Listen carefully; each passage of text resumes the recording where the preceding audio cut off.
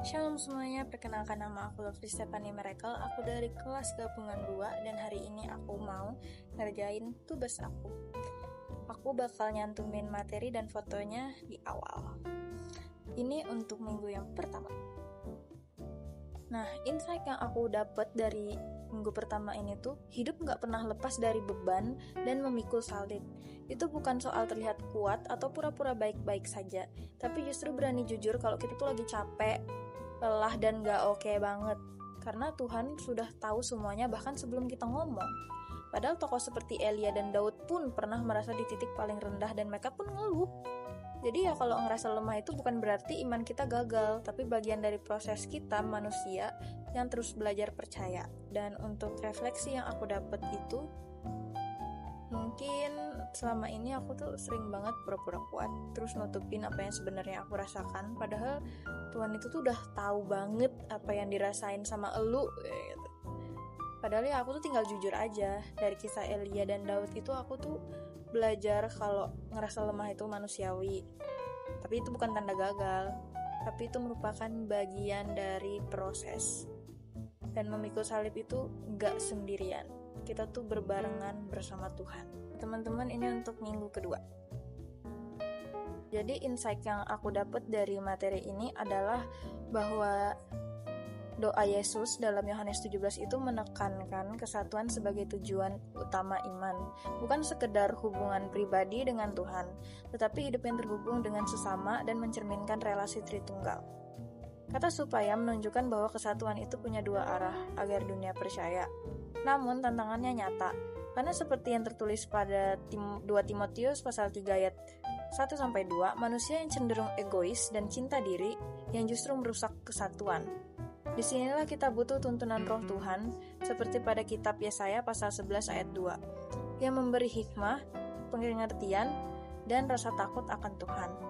Nah, jadi mengikuti Tuhan itu bukan cuman soal kita tuh percaya bahwa dia adalah juru selamat ataupun kebenaran, tapi juga belajar hidup dalam kesatuan, menekan ego, dan bergantung pada Tuhan di tengah dunia yang semakin individualitas ini. Nah, refleksi dari aku sendiri itu, aku tuh sadar kalau selama ini imanku tuh cuman berhenti di hubungan pribadi dengan Tuhan, tapi belum benar-benar hidup di dalam kesatuan seperti yang didoakan oleh Yesus.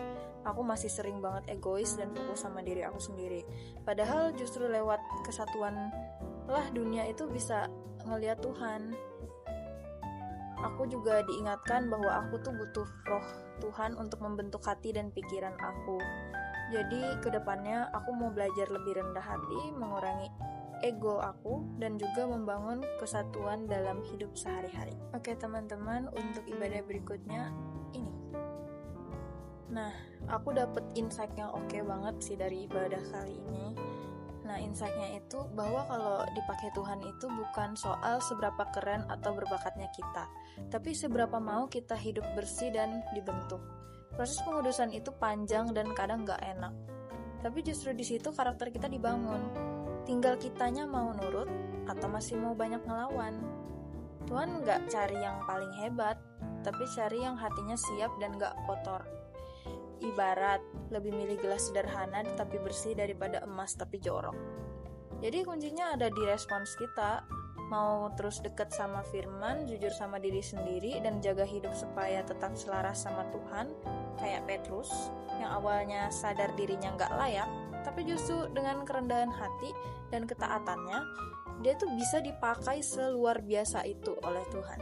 Artinya kita pun punya kesempatan yang sama kalau kita mau hidup benar dan terbuka untuk dibentuk.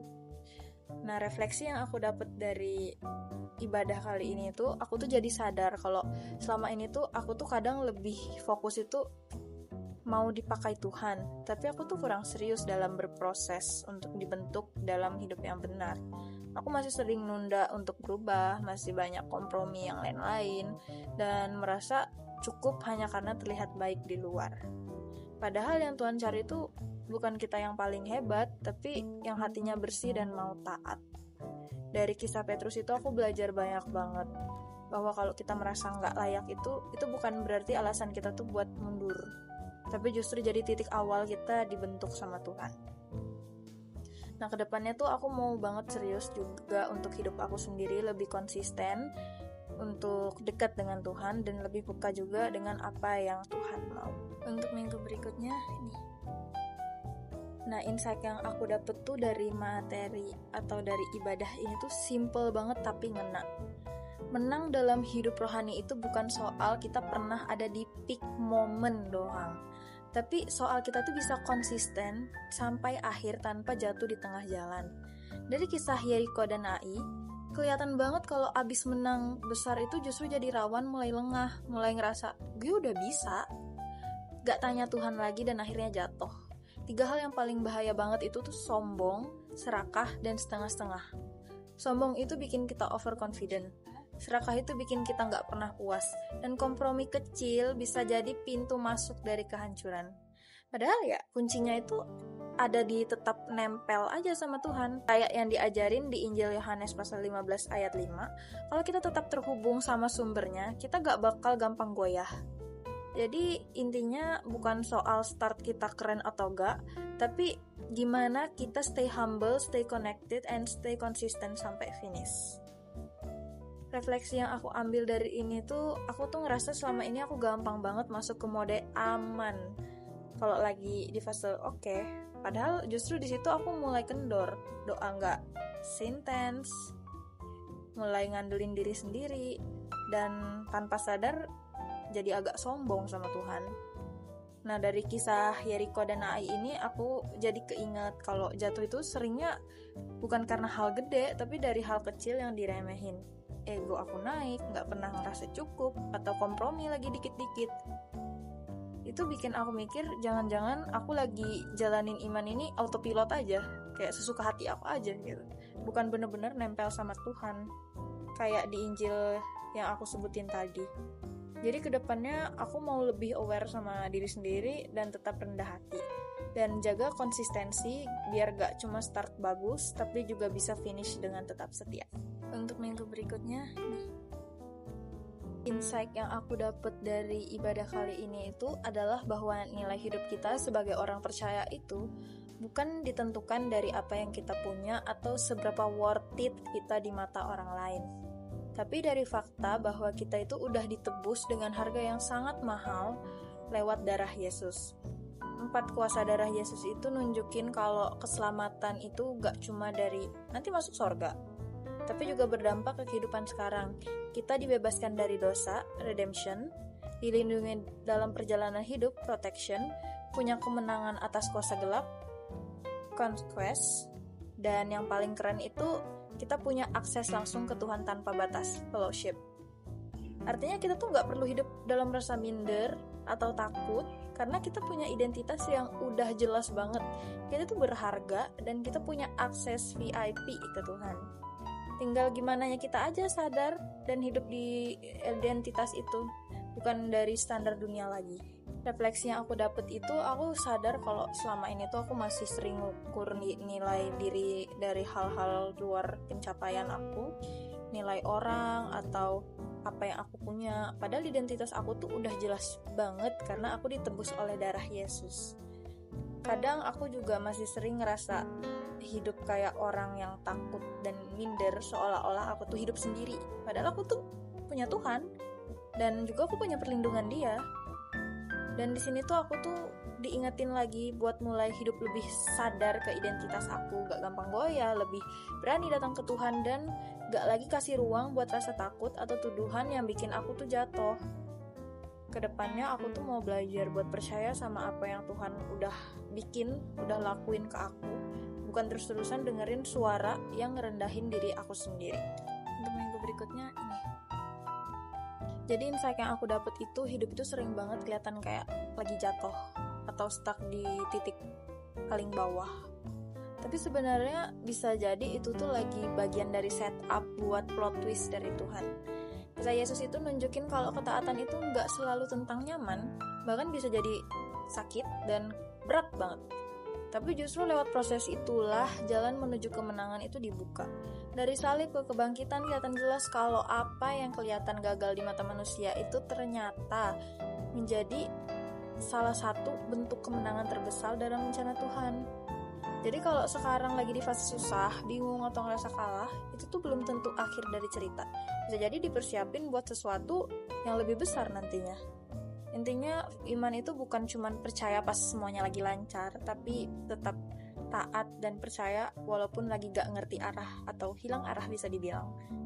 Karena Tuhan itu tetap pegang kontrol penuh dan dia selalu punya cara buat ngebalikin keadaan di waktu yang tepat. Nah, refleksi yang aku dapat dari ibadah kali ini tuh, aku ngerasa selama ini aku tuh gampang banget panik dan ngerasa hidup gue tuh lagi kacau banget.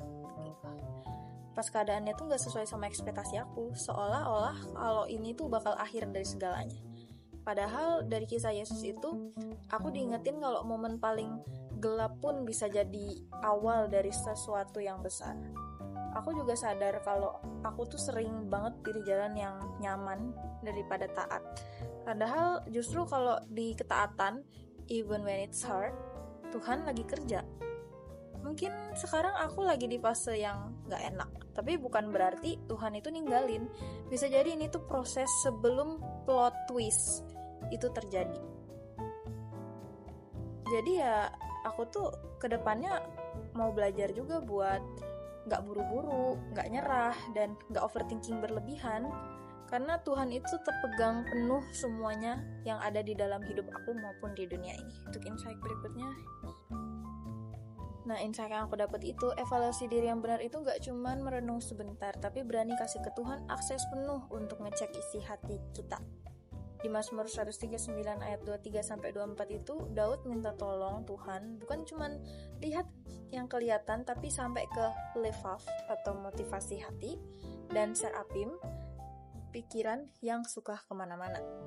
Artinya apa? Artinya yang sering bermasalah itu bukan cuma tindakan luar, tapi juga isi hati, niatnya, pola pikirnya, dan juga hal-hal yang kita sendiri juga kadang gak sadar kalau kita ngelakuin itu. Kayak literally itu tuh tiba-tiba aja dilakuin.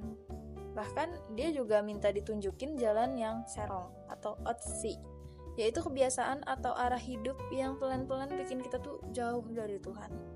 Jadi poinnya, kalau mau bertumbuh, kita harus berani stop ngebela diri kita sendiri dan mulai jujur ke Tuhan.